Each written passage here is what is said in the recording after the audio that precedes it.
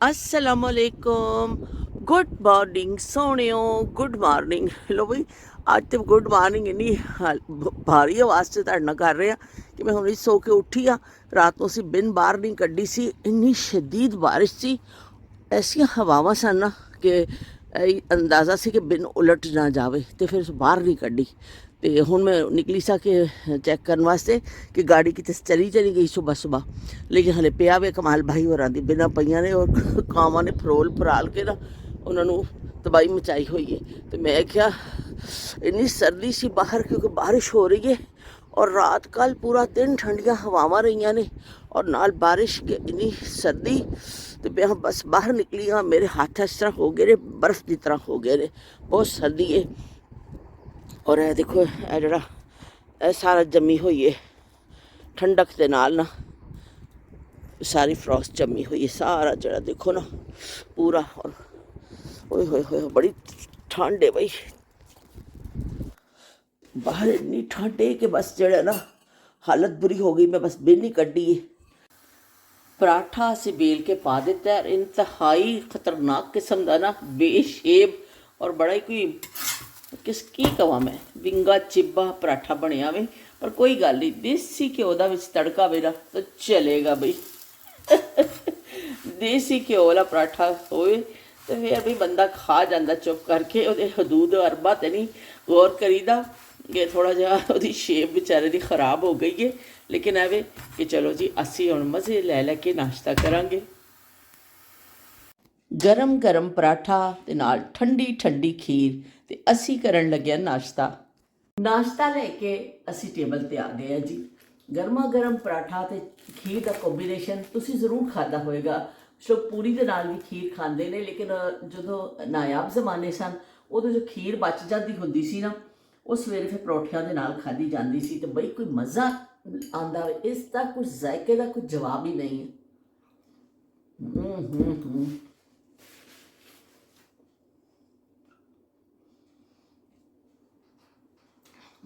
ਉਹ ਕਹਿੰਦੇ ਸਦਕੇ ਥੀਵਾਂ ਵਾਲਾ ਨਾਸ਼ਤਾ ਹੁੰਦਾ ਵੇ। ਇੰਨਾ ਮਜ਼ੇਦਾਰ ਲੱਗਦਾ ਵੇ।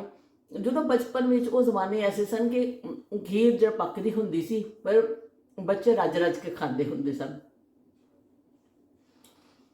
ਤੇ ਉਸ ਤੋਂ ਬਾਅਦ ਫਿਰ ਦੇਸ ਕੇ ਚੱਟੇ ਜਾਣੇ, ਜਿਹੜਾ ਖੀਰ ਪੱਕ ਜਾਂਦਾ ਸੀ ਡੋਂਗਿਆਂ 'ਚ ਕੱਢ ਲਿੱਤੀ ਜਾਂਦੀ ਸੀ। ਜ਼ਿਆਦਾਤਰ ਇਸ ਤਰ੍ਹਾਂ ਹੁੰਦਾ ਸੀ ਕਿ ਫਰਿੱਜ ਵਗੈਰਾ ਨਹੀਂ ਹੁੰਦੇ ਸਨ।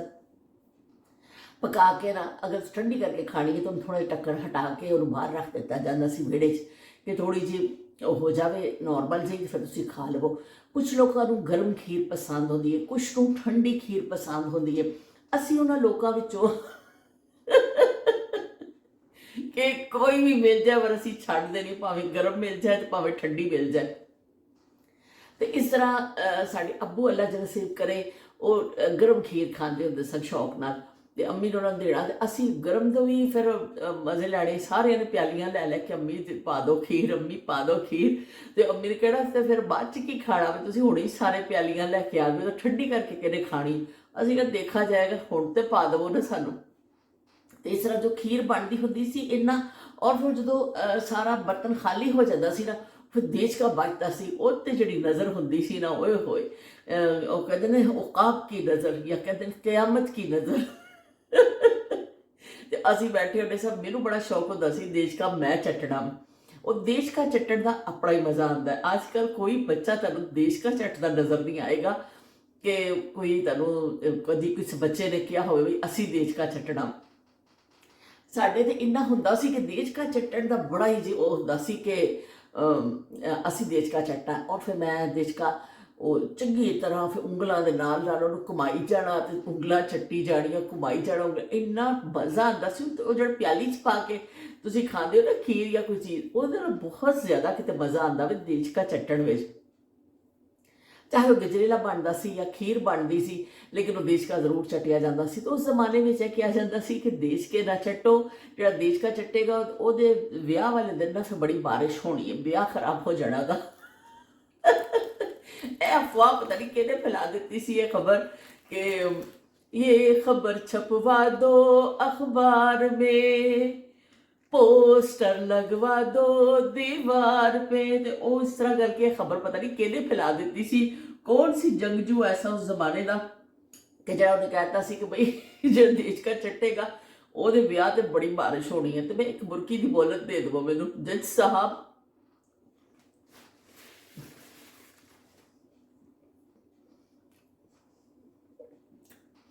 ਇੰਨਾ ਅੱਛਾ ਨਾਸ਼ਤਾ ਤੁਹਾਡੇ ਸਾਹਮਣੇ ਪਿਆ ਹੋਵੇ ਨਾ ਤੇ ਬਸ ਬਈ ਤੁਹਾਨੂੰ ਸਮਝ ਨਹੀਂ ਲੱਗਦਾ ਕਰੀਏ ਕੀ। ਤੇ ਪਰ ਸਾਡੇ ਵਿਆਹ ਤੇ ਤਾਂ ਕੋਈ ਬਾਰਿਸ਼ ਬੁਰਿਸ਼ ਨਹੀਂ ਹੋਈ, ਗਰਮੀ 'ਚ ਵਿਆਹ ਹੋਇਆ ਤੇ ਪਸੀਨੋ ਪਸੀਨ ਤੇ ਬੁਰੇ ਹਾਲ। ਅਸੀਂ ਮੁੰਤਜ਼ਰ ਹੀ ਰਹੇ ਕਿ ਅਸੀਂ ਇੰਨੇ ਦੇਸ਼ ਕੇ ਛੱਟੇ ਨੇ ਤੇ ਕਿਤੇ ਕੋਈ ਬਾਰਿਸ਼ ਦੀ ਬੂੰਦ ਪੈ ਜਾਵੇ, ਨਾ ਕੁਛ ਨਹੀਂ ਹੋਇਆ। ਤੇ ਗੱਲਾਂ ਬਣੀਆਂ ਹੋਈਆਂ ਨੇ, ਪਹਿਲੇ ਜ਼ਮਾਨੇ 'ਚ ਸਿੱਧੇ ਲੋਕ ਹੁੰਦੇ ਸਨ ਔਰ ਇਸ ਤਰ੍ਹਾਂ ਕਾਂ ਨੇ ਬੋਲਣਾ ਵੀ ਮੰਡੇਰ ਤੇ ਆ ਕੇ ਤੇ ਕਹਿਣਾ ਅੱਜ ਕੋਈ ਮਹਿਮਾਨ ਆ ਰਿਹਾ ਵੇ, ਤੇ ਉਹ ਫਿਰ ਮਹਿਮਾਨ ਦਾ ਔਰ ਉਹ ਇਤਫਾਕ ਨਾਲ ਕੋਈ ਮਹਿਮਾਨ ਆ ਵੀ ਜਾਂਦਾ ਸੀ ਤੇ ਉਹਨੂੰ ਕਾਂ ਦੇ ਬੋਲਣ ਨਾਲ ਮਸ਼ਰੂਤ ਕਰ ਦਿੱਤਾ। ਜੇ ਵੇਖਿਆ ਲੋਕ ਆਪਣੀ ਉਸ ਤੇ ਪੇਸ਼ੈਂਟ ਹੋਈ ਤੇ ਬੜੇ ਖੁਸ਼ ਹੁੰਦੇ ਸਨ। और दौर ही ऐसा सी, बेचारे लोग वो पेशेंट कोई करके अपनी पूरी हो जाती सी तो लोग फिर खुश हो जाते सन कि मेरी पेशेंट कोई अज कामयाब हो गई है कि भाई मेहमान आ गए ने। तो इस तरह फिर पेशेंट गोइयां कीतियां जांदियां सन। कोई आटा औरतां गुंदियां सन, आटा गुंदे गुंदे थोड़ा जिहा आटा बाहर बुड़क पैड़ा ਉਹਦੇ ਵਿੱਚੋਂ भी इस हथ ला रहे हो, इस पानी पा रहे हो, थोड़ा जिहा आटा जो बाहर थोड़ा जिहा डिग पैड़ा वो भी मेहमान की आमद की दिता जा सी कि आटा बुड़क आवे जे आज में कोई मेहमान आना।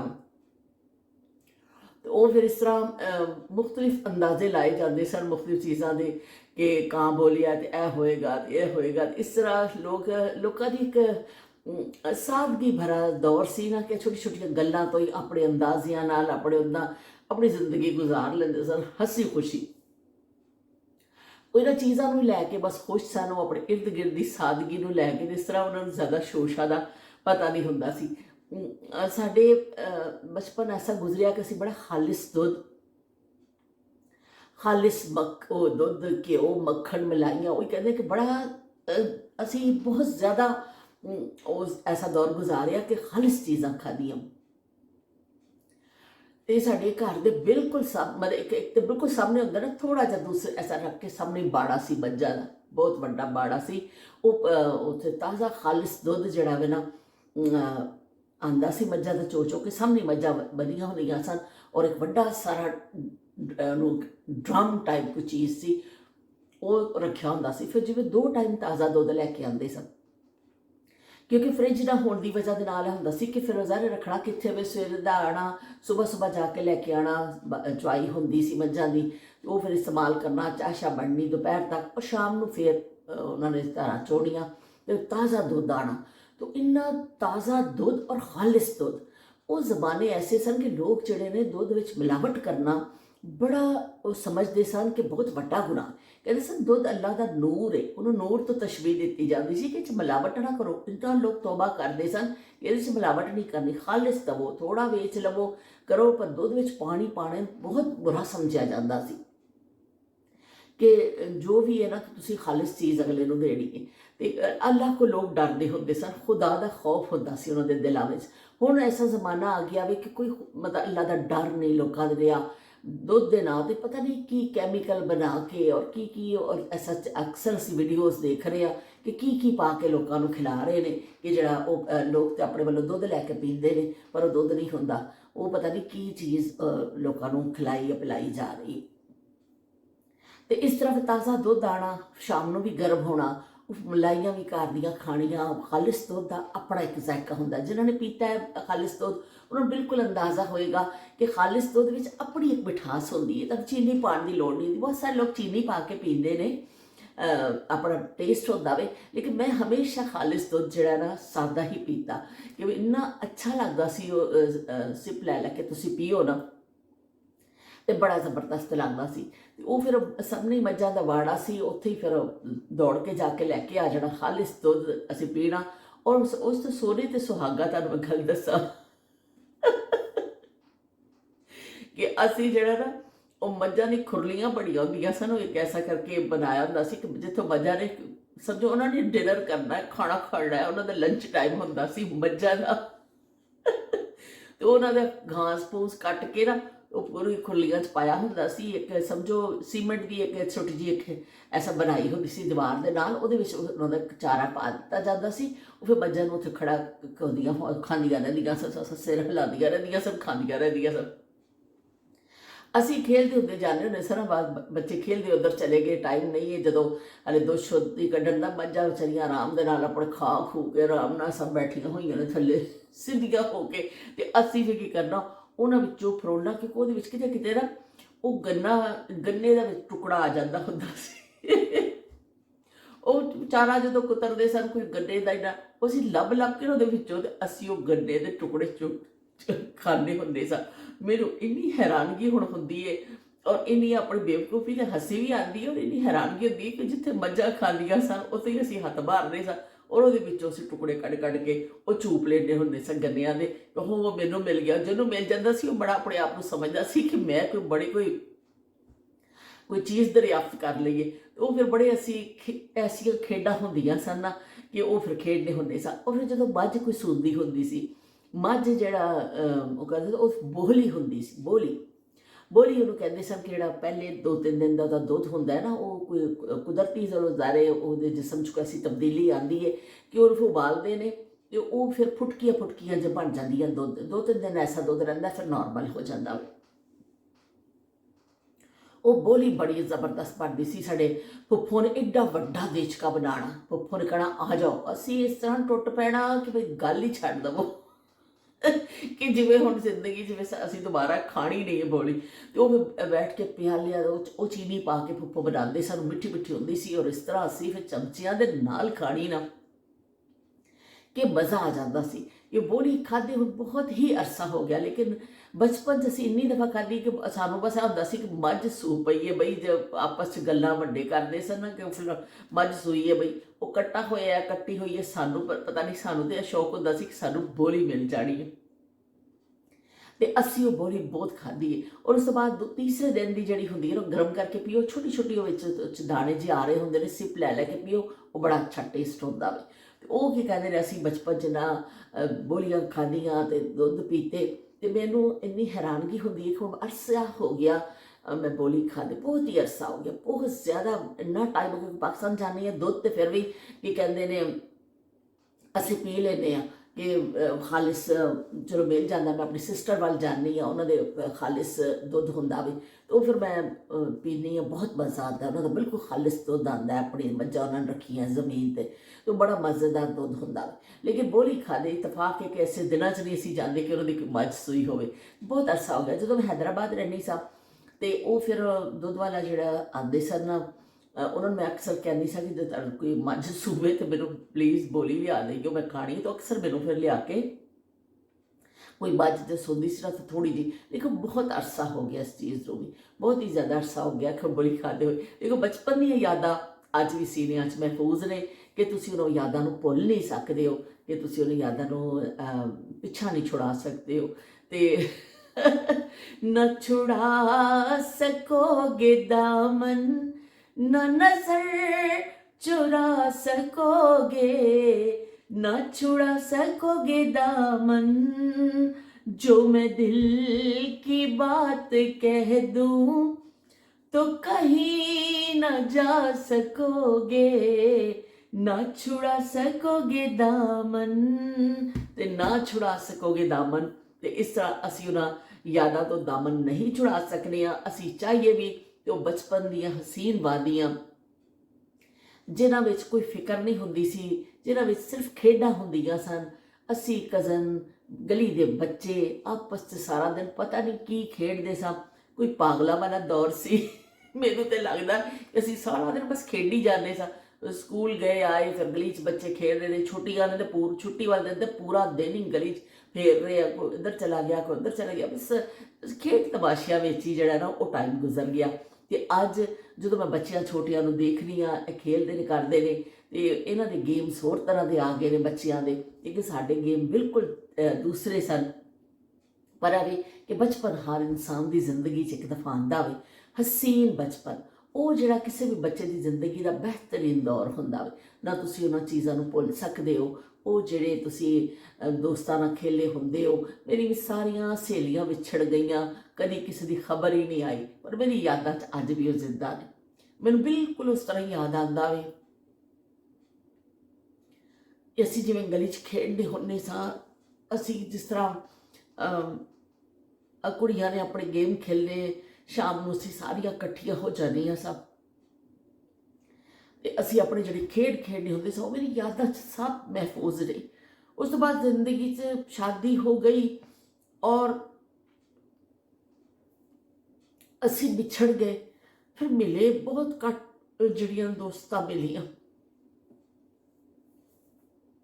ਕਿਉਂਕਿ ਉਹ ਦੌਰ ਫੋਨ ਦਾ ਦੌਰ ਨਹੀਂ ਸੀ। ਉਹ ਦੌਰ ਐਸਾ ਦੌਰ ਨਹੀਂ ਸੀ ਕਿ ਤੁਸੀਂ ਕਿਸੇ ਨਾਲ ਰਾਬਤਾ ਰੱਖੋ। ਜਿਸ ਬੱਚੇ ਦੀ ਵੀ ਸ਼ਾਦੀ ਹੋ ਜਾਂਦੀ ਸੀ ਫਿਰ ਉਹ ਚਲੀ ਜਾਂਦੀ ਸੀ, ਫਿਰ ਉਹ ਸਹੇਲੀ ਕੋਈ ਆਈਏ, ਕੋਈ ਦੂਸਰੀ ਬੱਚੀ ਨਹੀਂ ਆਈਏ, ਇਸ ਤਰ੍ਹਾਂ ਉਹ ਰਾਬਤੇ ਨਹੀਂ ਹੁੰਦੇ ਸਨ ਕਿਸੇ ਨਾਲ। ਤੇ ਉਹ ਮੈਂ ਉਹੀ ਸੋਚ ਰਹੀ ਹਾਂ ਨਾ ਕਿ ਜਦੋਂ ਮੈਂ ਉਹ ਦੌਰ ਸੋਚ ਰਹੀ ਹਾਂ ਕਿ ਕਿੰਨਾ ਮੁਸ਼ਕਿਲ ਦੌਰ ਸੀ ਕਿ ਤੁਸੀਂ ਤੁਹਾਡੀ ਅੱਜ ਤੇ ਲੋਕ, ਅਸੀਂ ਫੇਸਬੁੱਕ ਤੇ ਪਤਾ ਨਹੀਂ ਕਿੰਨੇ ਕਿੰਨੇ ਦੋਸਤ ਬਣੇ ਹੁੰਦੇ ਨੇ, ਇੰਸਟਾਗ੍ਰਾਮ ਦੀਆਂ ਦੋਸਤੀਆਂ ਹੋ ਰਹੀਆਂ ਨੇ, ਕਿਤੇ ਕਿਤੇ ਐਸੇ ਰਾਬਤੇ ਆ ਗਏ ਨੇ ਕਿ ਲੋਕ ਜਿਹੜੇ ਦੂਰੋਂ ਦੂਰੋਂ ਬੈਠ ਕੇ ਦੋਸਤ ਬਣ ਜਾਂਦੇ। ਲੇਕਿਨ ਉਹ ਬਚਪਨ ਦੀਆਂ ਦੋਸਤਾਂ ਜਿਨ੍ਹਾਂ ਨਾਲ ਕੋਈ ਰਾਬਤਾ ਨਹੀਂ ਹੋਇਆ, ਉਦੋਂ ਬਸ ਮੇਰੀ ਸ਼ਾਦੀ ਹੈਦਰਾਬਾਦ ਹੋ ਗਈ, ਮੈਂ ਚਲੀ ਗਈ, ਕਿਸੇ ਦੀ ਕਿਸੇ ਜਗ੍ਹਾ ਹੋ ਗਈ, ਕੋਈ ਇੱਕ ਸਊਦੀਆ ਚਲੀ ਗਈ, ਕੋਈ ਕਿਤੇ ਚਲੀ ਗਈ। ਉਹ ਬਸ ਫਿਰ ਜਦੋਂ ਮੈਂ ਕਦੀ ਜਾਣੀ ਹੁੰਦੀ ਸਾਂ, ਇਸ ਮੈਂ ਗਈ ਹਾਂ ਤਾਂ ਉਹਨਾਂ ਦੇ ਘਰ ਵਾਲਿਆਂ ਕੋਈ ਖੈਰੀਅਤ ਪੁੱਛ ਲਈ, ਕਦੀ ਉਹਨਾਂ ਨੇ, ਫਿਰ ਉਹ ਲੋਕ ਮਹੱਲੇ ਬਦਲ ਗਏ, ਅਸੀਂ ਵੀ ਕਿਤੇ ਦੇ ਕਿਤੇ ਚਲੇ ਗਏ। ਉਹ ਕਿਸੇ ਨਾਲ ਮੁਲਾਕਾਤ ਨਹੀਂ। ਮੈਨੂੰ ਇੱਕ ਦਫਾ ਕਿਸੇ ਨੇ ਕਿਹਾ ਕਿ ਤੁਸੀਂ ਫੇਸਬੁੱਕ ਤੇ ਤਲਾਸ਼ ਕਰੋ ਆਪਣੇ ਦੋਸਤਾਂ ਨੂੰ, ਮਿਲ ਜਾਣਗੇ ਪੁਰਾਣੇ। ਪਰ ਮੈਂ ਇੱਕ ਅੱਧ ਦਫਾ ਨਾ ਪਾ ਕੇ ਸਰਚ ਕੀਤਾ, ਮੈਨੂੰ ਪਤਾ ਨਹੀਂ ਚੱਲਿਆ। ਲੋਕ ਨਵੀਂ ਨਵੀਂ ਆਈਡੀਆ ਬਣਾ ਲੈਂਦੇ ਨੇ ਦੂਸਰੇ ਨਾਵਾਂ ਤੇ। ਲੇਕਿਨ ਬਹਿਰਹਾਲ ਮੈਨੂੰ ਕੋਈ ਮੇਰੀ ਦੋਸਤ ਨਹੀਂ ਮਿਲੀ, ਸਾਰੀਆਂ ਵਿਛੜ ਗਈਆਂ। ਲੇਕਿਨ ਮੇਰੇ ਜਿਹੜੇ ਨਾ ਹਾਫਸਿਆਂ ਵਿੱਚ ਅੱਜ ਵੀ ਜੜੀਆਂ ਨਾ ਉਸੇ ਤਰ੍ਹਾਂ ਹੀ ਆ ਕਿ ਅਸੀਂ ਗਲੀ 'ਚ ਖੇਲ ਰਹੇ ਹਾਂ, ਬਾਰੀ ਦੇ ਰਹੇ ਹਾਂ, ਅਸੀਂ ਰੱਸੀ ਟੱਪ ਰਹੇ ਹਾਂ, ਅਸੀਂ ਝੂਲੇ ਝੂਲਨੇ ਪਏ ਹਾਂ, ਪਿੰਗ ਹੁੰਦੀ ਸੀ, ਪਿੰਗ ਝੂਟ ਰਹੇ ਹਾਂ, ਅਸੀਂ ਕਹਿੰਦੇ ਇੱਕ ਦੂਸਰੇ ਨੂੰ ਚੂੜੀਆਂ ਦਾ ਤੋੜ ਕੇ ਇੱਕ ਦੂਸਰੇ ਦੀ ਮੁਹੱਬਤ ਜਾਂਚ ਰਹੇ ਹਾਂ, ਕਦੀ ਅਸੀਂ ਇੱਕ ਦੂਸਰੇ ਨੂੰ ਆਪਣੀ ਮਹਿੰਦੀ ਦਿਖਾ ਰਹੇ ਹਾਂ। ਉਹ ਸਾਰੇ ਮੰਜ਼ਰ ਜਿਹੜੇ ਨਾ ਸਾਡੇ ਦਿਲ 'ਚ, ਸਾਡੇ ਜ਼ਿਹਨ 'ਚ ਮਹਿਫੂਜ਼ ਨੇ। ਤਾਂ ਬੇਸ਼ੱਕ ਅਸੀਂ ਜ਼ਿੰਦਗੀ 'ਚ ਫਿਰ ਨਹੀਂ ਮਿਲੀਆਂ, ਫਿਰ ਮੁਲਾਕਾਤ ਨਹੀਂ ਹੋਈ ਕਿਸੇ ਦੋਸਤ ਨਾਲ, ਲੇਕਿਨ ਐਵੇਂ ਕਿ ਬਸ ਉਹ ਯਾਦਾਂ ਜਿਹੜੀਆਂ ਨੇ ਬੜੀਆਂ ਕੀਮਤੀ ਨੇ। ਉਹ ਯਾਦਾਂ ਜਿਹੜੀਆਂ ਨੇ ਇਸ ਤਰ੍ਹਾਂ ਕੀਮਤੀ ਨੇ ਕਿ ਜਿਵੇਂ ਕੋਈ ਸੋਨਾ, ਕੋਈ ਚਾਂਦੀ, ਕੋਈ ਹੀਰੇ ਜਵਾਹਰਾਤ ਕੀਮਤੀ ਹੁੰਦੇ ਨਾ, ਇਸ ਤਰ੍ਹਾਂ ਯਾਦਾਂ ਕੀਮਤੀ ਨੇ ਸਾਡੇ ਵਾਸਤੇ। ਮੇਰੇ ਵਾਸਤੇ ਕਮ ਅਜ਼ ਕਮ ਉਹ ਯਾਦਾਂ ਜਿਹੜੀਆਂ ਨਾ ਇਹਨਾਂ ਚੀਜ਼ਾਂ ਤੋਂ ਘੱਟ ਨਹੀਂ ਨੇ, ਹੀਰੇ ਜਵਾਹਰਾਤ ਤੋਂ। ਬਸ ਮੈਂ ਉਹਨਾਂ ਯਾਦਾਂ 'ਚ ਖੋ ਜਾਂਦੀ ਹਾਂ। ਮੈਂ ਉਸ ਵਕਤ ਨੂੰ ਯਾਦ ਕਰਨੀ ਆ, ਉਹ ਸਹੇਲੀਆਂ ਨੂੰ ਯਾਦ ਕਰ ਲੈਣੀ ਆ, ਆਪਣੇ ਅੰਮੀ ਅੱਬੂ ਦੀ ਯਾਦ ਆ ਜਾਂਦੀ ਹੈ, ਆਪਣੇ ਫੁੱਫੋ ਦੀ ਯਾਦ ਆ ਜਾਂਦੀ ਹੈ। ਉਹ ਗਲੀ, ਉਹ ਮੁਹੱਲਾ, ਉਹ ਕਦੀ ਮੇਰੇ ਜ਼ਿਹਨ 'ਚੋਂ ਨਹੀਂ ਨਿਕਲ ਸਕਦਾ। ਮੈਂ ਬਾਅਦ ਦਫਾ ਸੋਚਦੀ ਹਾਂ, ਬਾਜ਼ ਲੋਕ ਕਹਿੰਦੇ ਨੇ ਕਿ ਬੰਦਾ ਜਦੋਂ ਯਾਦਾਸ਼ਤ ਖੋ ਜਾਂਦੀ ਹੈ ਪੁਰਾਣਾ ਵਕਤ ਯਾਦ ਰਹਿੰਦਾ ਹੈ। तो वाकई शायद अल्लाह ना करे कि मेरी जिंदगी च ऐसा वक्त आए तो शायद मैनू भी वो पुरानियां ही गल्लां याद होणगियां। नवां तो इंसान भुल जाता है, लेकिन जहन का वो हिस्सा ਜਿਹੜੇ ਲੋਕ ਯਾਦਾਸ਼ਤ ਖੋ ਵੀ ਦਿੰਦੇ ਨੇ ਉਹਨਾਂ ਨੂੰ ਪੁਰਾਣੇ ਗੱਲਾਂ ਜ਼ਰੂਰ ਯਾਦ ਹੁੰਦੀਆਂ ਨੇ। ਉਹ ਦਿਮਾਗ ਵੀ ਜਿਹੜਾ ਗੱਲਾਂ ਕੁਝ ਜ਼ਿਆਦਾ ਹੀ ਮਹਿਫੂਜ਼ ਕਰ ਲੈਂਦਾ ਵੇ ਕਿ ਉਹ ਫਿਰ ਤੁਸੀਂ ਭੁੱਲ ਨਹੀਂ ਸਕਦੇ। ਤੇ ਚਲੋ ਜੀ, ਮਿਲਾ ਜੁਲਾ ਰੱਦੇ ਅਮਲ ਰਹਾ। ਗੱਲ ਤੇ ਅਸੀਂ ਸ਼ੁਰੂ ਕੀਤੀ ਸੀ ਬੜੀ ਮਿਜ਼ਾਹ ਦੇ ਨਾਲ, ਬੜੀ ਖੁਸ਼ਗਵਾਰ ਤਰੀਕੇ ਨਾਲ ਕਿ ਅਸੀਂ ਹੱਸਦੇ ਖੇਡਦੇ। ਪਰ ਇਹ ਵੇ ਕਿ ਜਦੋਂ ਤੁਹਾਡਾ ਤਾਲੁਕ ਹੁੰਦਾ ਕਿਸੇ ਚੀਜ਼ ਨਾਲ, ਤੁਹਾਡਾ ਕੋਈ ਤੁਹਾਨੂੰ ਯਾਦ ਆਉਂਦਾ, ਕੋਈ ਤੁਹਾਡੀ ਅੱਖ ਜ਼ਰੂਰ ਭੇਜਦੀ। ਜਿੱਥੇ ਤੁਹਾਡਾ ਇੱਕ ਹਸਾਸ ਤਾਲੁਕ ਹੁੰਦਾ ਹੈ ਨਾ, ਉੱਥੇ ਜ਼ਰੂਰ ਤੁਹਾਡੀ ਅੱਖ ਭੇਜਦੀ। ਹੋ ਨਹੀਂ ਸਕਦਾ ਕਿ ਤੁਸੀਂ ਆਪਣੇ ਕਿਸੇ ਅਸੀਂ ਯਾਦ ਵਿੱਚ ਜਾਓ ਤੇ ਤੁਹਾਡੀ ਅੱਖ ਨਾ ਭੇਜੇ, ਅੱਖ ਤੇ ਭੇਜਦੀ। ਤੇ ਚਲੋ ਵੀ ਜਿੱਥੇ ਵੀ ਹੋਣ ਮੇਰੀਆਂ ਸਹੇਲੀਆਂ, ਅੱਲਾ ਕਰੇ ਉਹ ਬੜੀਆਂ ਖੁਸ਼ ਹੋਣ ਔਰ ਅੱਲਾ ਕਰੇ ਬਹੁਤ ਜ਼ਿਆਦਾ ਕੀ ਕਹਿੰਦੇ ਨੇ ਅੱਲਾ ਪਾਕ ਉਹਨਾਂ ਨੂੰ ਸਿਹਤ ਦੇਵੇ। ਤੇ ਚਲੋ ਜੀ, ਤੁਸੀਂ YouTube ਦਾ ਅਸੀਂ ਸ਼ੁਕਰੀਆ ਅਦਾ ਕਰੀਏ ਕਿ YouTube ਨੇ ਸਾਨੂੰ ਨਵੇਂ ਦੋਸਤ ਦੇ ਦਿੱਤੇ ਨੇ। ਤੁਹਾਡੇ ਵਰਗੇ ਸਾਰੇ ਦੋਸਤ ਆ ਗਏ ਨੇ ਮੇਰੇ ਵਿਹੜੇ ਵਿੱਚ ਕਿ ਜਿਹੜੇ ਕੀ ਕਹਿੰਦੇ ਨੇ ਮੇਰੇ ਨਾਲ ਗੱਲਬਾਤ ਕਰਦੇ ਨੇ, ਮੈਨੂੰ ਕਮੈਂਟ ਕਰਦੇ ਹੋ, ਮੇਰਾ ਦਿਲ ਰੱਖਦੇ ਹੋ, ਮੇਰਾ ਖਿਆਲ ਕਰਦੇ ਹੋ, ਮੈਨੂੰ ਇੱਜ਼ਤ ਦਿੰਦੇ ਹੋ। इस तो वध के होर की चाहिदा वो कमी जिहड़ी ना तुसीं काफ़ी हद तक पूरी कर दित्ती है। मैनूं तुहाडे कॉमेंट का इंतज़ार रहिंदा है, मैं फिर बड़ी खुश हो जानी हाँ। शबीर हुसैन साहब ने कल एक कहंदे मैं एक बैड कॉमेंट कीता सी, फिर एक चंगा उन्होंने कर दिता। तो बहुत शुक्रिया शबीर हुसैन साहब, एक दिन के वक्फे के नाल जिहड़ा मैं की कहंदे ने जवाब दे रही हाँ कि तुहाडे उहदे कॉमेंट का। तो लेकिन एवें कि तुसीं ओह जिहड़ा सुहागे दे मुतालिक लिखिया, मैं तो घबरा गई। मैं फटाफट गई गूगल दे कोल, भा गूगल का दरवाज़ा खड़काया, भा गूगल ए दस सानूं। ते भा गूगल ने फिर दस्सिया कि नहीं खास बच्चिआं नूं इस्तेमाल हुंदा है, खाण दी भी शै हैगी तो तसल्ली हुई। मैं क्या साडे माँ प्यो सानूं की कुछ खवांदे रहे, तो असीं अपने बच्चिआं नूं की कुछ खवांदे रहे हैं। मैं डर गई सा थोड़ा। तो बहरहाल वो फिर तस्दीक हुई। बहुत शुक्रिया कि तुसी बैड कॉमेंट नहीं सी, तुसी बड़ा दिल दे नाल कॉमेंट कीता, तुसी ये समझिया इस काबिल ते तुसी कॉमेंट कीता। ते बाकी तुसी की कहंदे ने जिहड़ा एक कॉमेंट तुसी होर भी कीता कि जिहड़ा उस हवाले दे नाल मैं हुण देखो मेरे ज़हन चों निकल गया, मैं पढ़ के तुहानूं दसनी आ। दो कॉमेंट तुसी कीते। तो अनीला आए, अनीला ने पोस्ट उपर किया कि बई बहुत शुक्रिया जी, तुसी मेरी गैर हाज़री रही है। तो उन्होंने कहा मैं जो तुहाडे सारे व्लॉग देखांगी, यंग लेडी तुसी परेशान ना हो, तुहाडे मैं सारे व्लॉग देखांगी। मैं रमज़ान दे ज़्यादा मसरूफियत रही है, तो मैं उहदे विच मसरूफ रही हाँ। तो मैं उहदे विच मसरूफ रही हाँ, तो मैं तुहाडे सारे हुण व्लॉग देखांगी, तो हुण तुहाडे नाल फिर आवांगी। बहुत शुक्रिया अनीला तुहाडीआं मुहब्बतां दा कि तुसी इन्ना इज्जत दी। देखोगे तो मैनूं पता वे, मैं बार बार भी यह कहती रही हूँ, मैनूं पता वे कि तुसी सारे मेरे बड़े अच्छे दोस्त हो, और तुसी जड़ा ना आंदे जांदे रहोगे कि कहंदे ने मेरे विहड़े विच सारी मसरूफियत होंदी है, ईद दी, रमज़ान दी, होर भी किसी निजी मसरूफियत भी आ जांदियां ने। जैसे उज़मा की बेटी की अजकल शादी है, उज़मा दा फोन आया सी परसों, आवाज़त कर रहे सन कि बाजी मैं तुहाडा ब्लॉग नहीं देख पा रही हाँ। मैं कहनी कोई गल नहीं जी, साडे वालों तुहानूं छुट्टी है, मैनूं पता वे कि तुसीं साडे कोल ही मुड़ के आना वे। तो इस तरह शबीर हुसैन साहब ने बिस्किट के हवाले नाल कहा कि बिस्किट डोब के खांदे सन साडे बजुर्ग, तो डिग पासे बाकी अपने मज़ा वे। पर हुण जिहड़े बाहर चले जाते हैं वो अपने मुल्क च आके रहना नहीं चाहते, जिहड़े प्रदेशों च जाके बस जाते हैं, थोड़े दिन की तो जिंदगी गाँव की बड़ी चंगी लगती है, पर अब एक मुस्तकिल आके इत्थे कोई रहना नहीं चाहता, फिर हर कोई अपने माहौल का आदी हो जाता है। बिल्कुल ठीक तुसीं कहा शबीर हुसैन साहब, जिंदगी तुहानूं कई कई मुकाम दिखा देंदी है। असी कभी सोचा भी नहीं सी असी इत्थे आके सैट हो जावांगे, लेकिन फिर उत्थे जदों असी दो बंदे रह गए फिर बच्चियां कोई आना पैंदा, फिर जिथे बच्चे होण, चाहे वह गाँव होवे, शहर होवे, प्रदेश होवे, फिर उत्थे ही जाके तुहानूं रहना पैंदा। तो वाकई देखिए पर वो जिंदगी बड़ी प्यारी है, अगर इंसान को चॉइस होवे ना, तो जाके कुदरत के नेचर के नज़दीक ही रहना चाहिए वे, कि बहुत अच्छी जिंदगी। लेकिन एवे कि वाकई तुसीं ठीक आख्या कि थोड़े दिन लिए असीं जाने, सानू बड़ी चंगी लगती है, शायद मुस्तकिल असीं रहीए तो असीं उहनूं उस तरह ना कर सकीए, लेकिन बहरहाल मैं तो जदों भी जानी हाँ मैनूं बड़ा वो अच्छा लगता वे। लेकिन बच्चों की वजह ना फिर सारे जिथे जिथे अल्लाह ने नसीब लिखिया, जिथे जिथे रिज़क लिखिया, जिथे जिथे जिंदगी च मुकाम लिखे ने, वो तुहाडे आ जाते हैं, तुसीं उत्थे पहुँच जाते हो। तो नाहिद का भी शुक्रिया, नाहिद ने कहा कि बाजी वाकई भी बिस्कुट डोब के चाह विच खाण दा ते अपना ही मज़ा, लुत्फ ही अलग है। मैनूं लगदा है कोई पंजाबियां दे कोई खास जिहड़ा ना कोई जीन विच चीज़ है, बिस्कुट डोब डोब के असीं खाने जरूर ने। तो चलो जी, बहुत शुक्रिया तुहाडीआं मुहब्बतां दा। नाश्ता मेरा मुंतज़र है कि आजा मेरे बालमा, तेरा इंतज़ार है।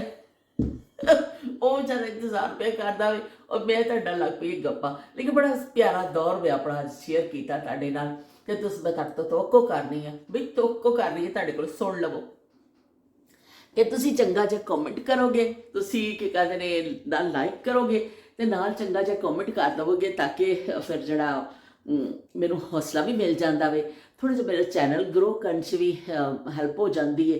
और दूसरा है कि मैनूं की कहंदे ने शिद्दत नाल इंतज़ार वैसे रहिंदा तुहाडे कॉमेंट का, चैनल ग्रो होवे ना होवे, लेकिन मैनूं तुहाडी बस तुहाडी मुहब्बतां दा इंतज़ार हुंदा वे कि मैनूं बस 2-4 कॉमेंट पूरे दिन विच जिहड़ा मैं इन्नी मेहनत करनी आ, वीडियो बनानी आ, मैं जोड़नी आ, तो मैनूं तुहाडे कॉमेंट्स का बड़ी शिद्दत नाल इंतज़ार हुंदा वे कि तुसीं आंदे हो ना, तो मैनूं बड़ा चंगा लगदा वे। बहुत शुक्रिया, दिल दी डूंघियां डूंघियां बहुतियां डूंघियां गहराइयां दा तुहाडा सारिआं दा शुक्रिया मैं अदा करनी आ।